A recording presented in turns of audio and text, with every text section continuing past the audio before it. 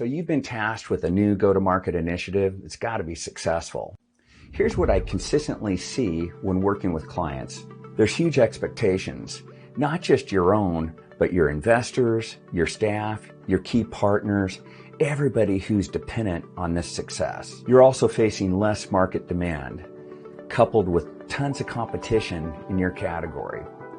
And sadly, you've been saddled with less go-to-market resources than you might have had in the past. So here's one of the big traps I consistently see people falling into in this situation. You've got your marketers who are crafting digital media, different collateral. And one of the big issues I see is it's typically product-centric and it's mundane. It sounds like everybody else in the market. And I characterize this behavior as random acts of content. And then on the seller side of the house, what I see is those guys knocking out their own collateral, their own communications. It's also product-centric and a bit mundane. And I characterize this situation as random acts of conversation. The big problem here is buyer confusion. And at the end of the day, uninspired buyers. Buyers who are unwilling to go the final mile with you.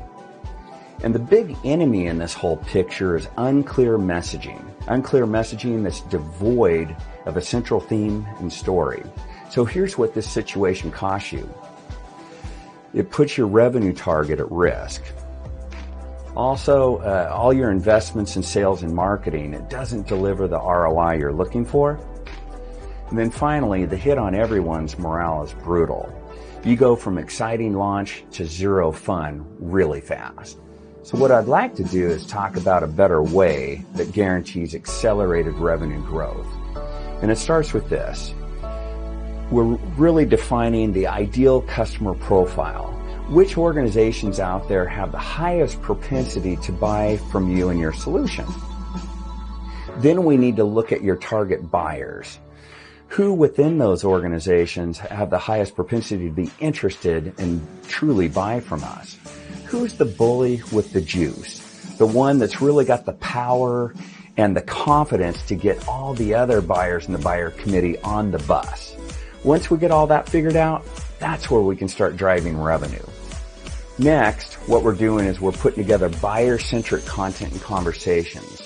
So unlike the product-centric and mundane messaging of the past, what we're looking at is what's the buyer's big problem? And how can we make that painfully obvious to them? Then, after we've got that figured out, we look at what's the outcome that we can promise them.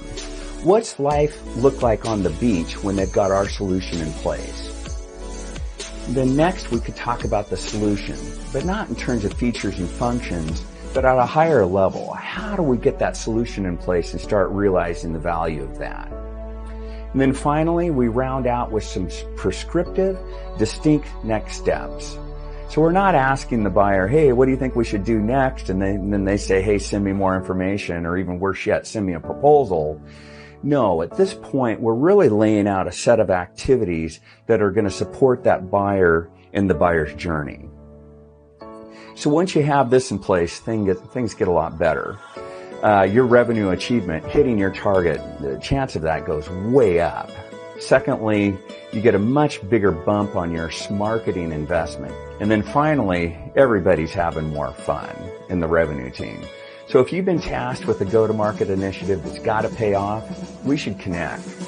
Let's find a time to talk and figure out how we can partner together to accelerate your revenue growth.